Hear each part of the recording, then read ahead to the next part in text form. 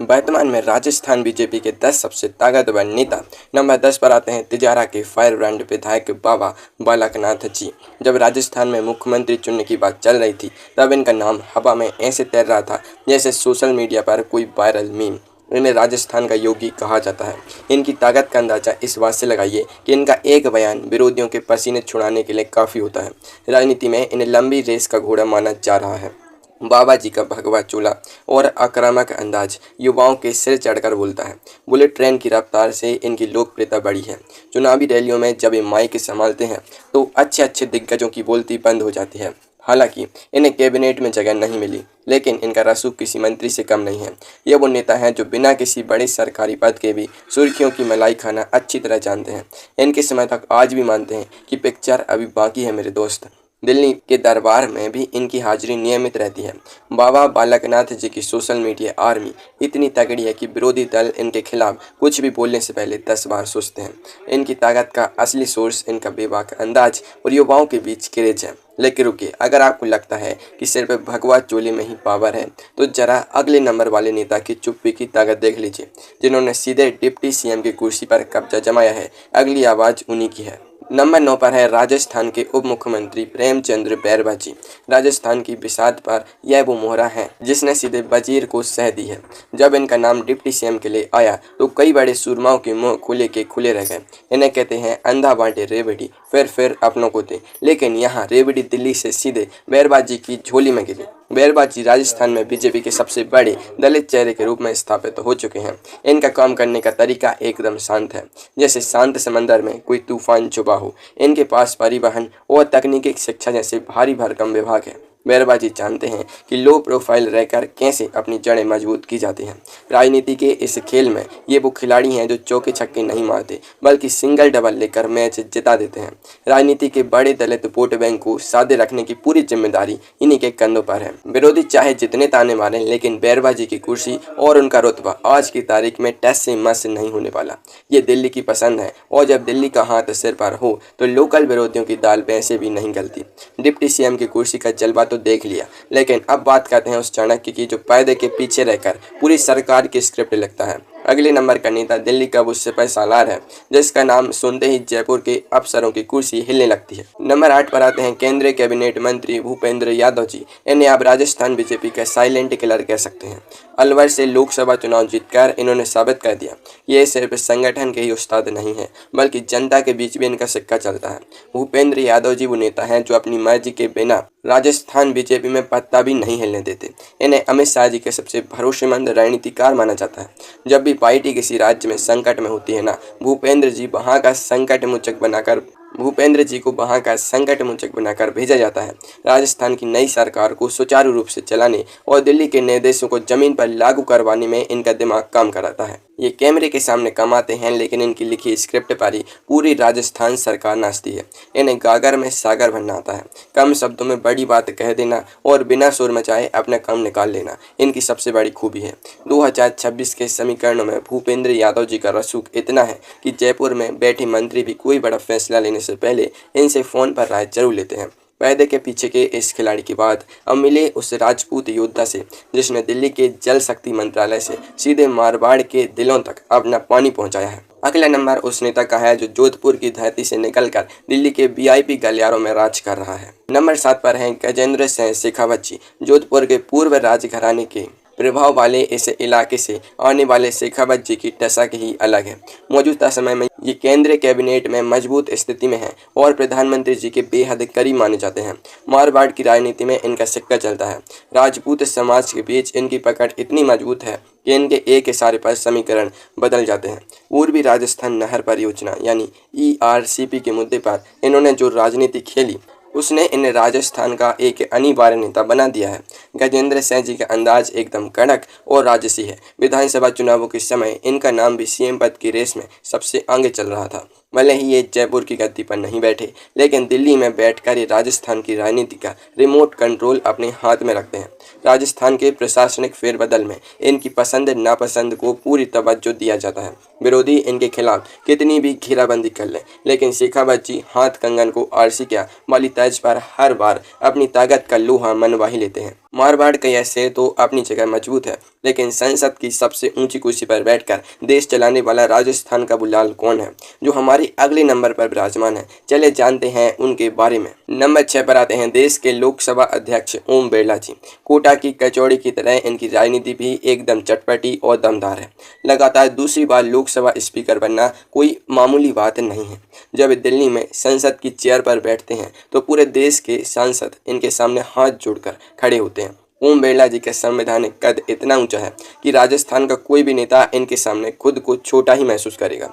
कोटा बूंदी क्षेत्र में इनका होल्ड इतना मजबूत है कि वहां विपक्ष इनके सामने पानी बहता नजर आता है। बिरला जी का स्वभाव भले ही शांत दिखता हो, लेकिन राजनीति के दांव पेच में ये बड़े बड़े उस्तादों के गुरु हैं। राजस्थान के विकास कार्यों और रेल परियोजनाओं को मंजूरी दिलवाने में इनका वीटो सबसे पावरफुल है।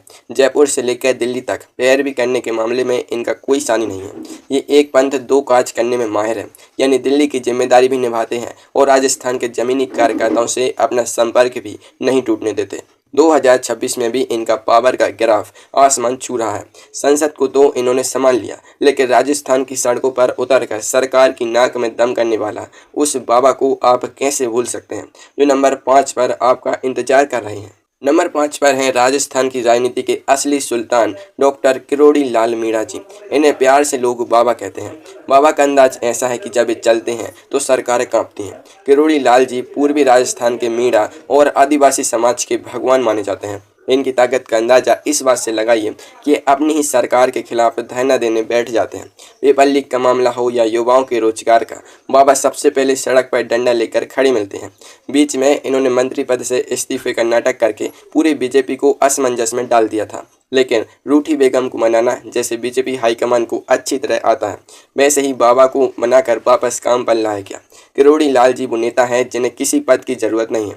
उनका नाम ही अपने आप में एक पावर हाउस है। 2026 में भी पूर्वी राजस्थान की कमान पूरी तरह इनके हाथ में है। अगर बाबा नाराज हो गए तो समझो आधी बीजेपी साफ। इसलिए सरकार चाहे जितनी ताकतवर हो, बाबा के सामने हमेशा झुककर ही बात करती है।